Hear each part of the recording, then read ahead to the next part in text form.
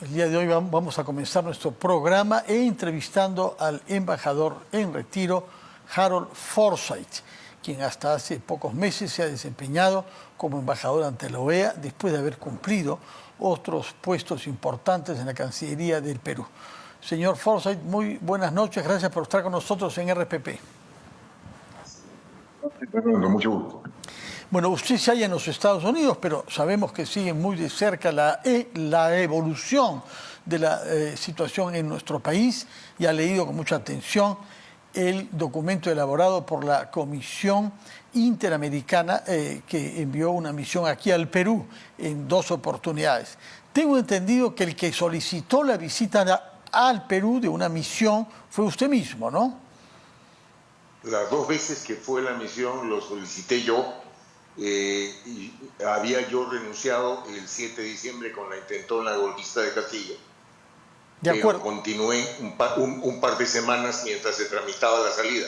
Y en esos días es que se formuló esta invitación, como la propia presidenta Boluarte lo ha manifestado anoche en su discurso.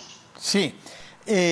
¿Cuál era el objetivo de que esta misión venga al Perú? Cuando se produce un hecho que a criterio de la comunidad internacional de derechos humanos afecta la credibilidad de un país, estamos en un fenómeno internacional, que es el alerta de que puede haber violación de derechos humanos. Para un país como el Perú, ubicado en las Américas, la CIDH es el órgano primigenio, primario, por así decirlo, es oficial. Es parte de la Organización de los Estados Americanos y se sujeta a la Convención Americana de Derechos Humanos. En consecuencia, se formuló la invitación, pero aunque eso no hubiera ocurrido, de todas maneras hubiera venido la comisión al Perú como efectivamente ocurrió. Y es previsible que luego ellos, de hacer los reportes del caso, hayan emitido el informe que ocurrió el día de ayer y que ahora ha tenido una difusión amplia en el país, ¿no? De acuerdo. Y usted ha leído, me imagino, con mucho detenimiento el documento. No sé si había visto el borrador inicial que se remitió a las autoridades peruanas a fin de febrero y que las autoridades peruanas debían complementar, enriquecer, observar, cuestionar durante 15 días. Prolongaron este proceso 15 días más, de manera que durante un mes el documento ha estado en consulta en el Perú, que ha remitido, nos dicen, 170 observaciones, todas las cuales han sido incorporadas en el informe final. Incorporación de 170 documentos, más de una por página, ha debido alterar un poco. Me imagino que usted habrá visto el borrador. ¿Nos puede dar algún comentario de qué manera esas observaciones peruanas han podido modificar de alguna manera el informe? La CIDH está obligada a poner el documento o el informe en conocimiento del Estado pertinente para que en 15 días pueda hacer las evaluaciones y los comentarios del caso. Esos 15 días efectivamente, eso además fue información pública, esos 15 días transcurrieron y luego de eso el Estado, vale decir el gobierno del Perú, solicitó una extensión del plazo. Eso no significa que lo que señale el Estado va a modificar o va a cambiar el contenido sustantivo del informe. Los Estados no tienen capacidad para eso. Lo que tienen capacidad es para dar su parecer. Por eso a lo largo de las 130 páginas del informe vemos en varias oportunidades, en varios acápites, que el informe dice al respecto el Estado dijo tal cosa, el Estado peruano opinó. Entonces esa es la lógica procesal en los informes de la CIDH. De acuerdo. Y esto que ha ocurrido, que salió ayer, es el informe final, tal como también lo ratificó el comisionado Ralón en la entrevista que tú, Fernando, le hiciste hoy en la mañana. Sí. Ahora bien, ya hablando no como diplomático obligado a una cierta reserva, sino como un ciudadano de a pie en el que se ha convertido usted ahora, quisiera que nos comente cómo percibe usted desde la situación en la que se halla, su experiencia larga profesional y su residencia actual en Estados Unidos, cómo percibe las reacciones que se han producido en el Perú a propósito del informe. Hay una cosa positiva en medio del tema, porque naturalmente recibir un informe así de la CIDH no es que sea agradable para ningún país. Pero hay una cosa positiva. Ayer el discurso de la señora Boluarte fue un discurso moderado en su contenido. No ha habido ataques por parte del gobierno, salvo 2 o 3 comentarios que en realidad no venían al caso. Pero el gobierno ha sido moderado en su respuesta. Lo que pasa es que el discurso de ayer de la señora Boluarte básicamente ha sido orientado para el público dentro del Perú. Ha sido un discurso político peruano.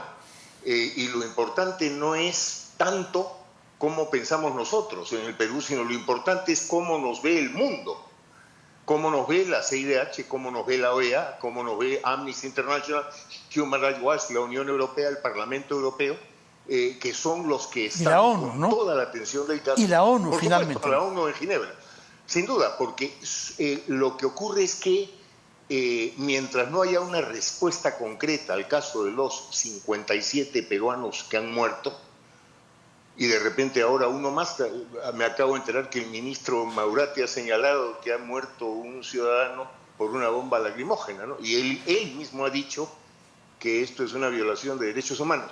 Pero mientras no haya responsables imputados que sean conducidos a la justicia, el tema va a continuar. Entonces, esto desgraciadamente no se arregla hablando, sino se arregla básicamente dando satisfacciones a la comunidad internacional, y la comunidad de derechos humanos significa gobiernos, significa los 27 países de Europa, significa Estados Unidos, Canadá, toda la CIDH. En consecuencia, es algo serio. Han pasado 4 o 5 meses y todavía no pasa nada, como diría Martínez Morosini. Entonces esperamos que a partir del informe publicado y de lo que considero la respuesta moderada del gobierno, tengamos una información concreta de quiénes van a asumir responsabilidad por lo ocurrido. Usted se ha referido al tema más importante, que es el que ha motivado la función de esta misión, que es las muertes. Un número elevado, verdaderamente sin precedentes recientes en el Perú, ¿no? Por la cantidad de personas que han muerto con heridas de bala, en algunos casos niños, y en algunos casos por la espalda.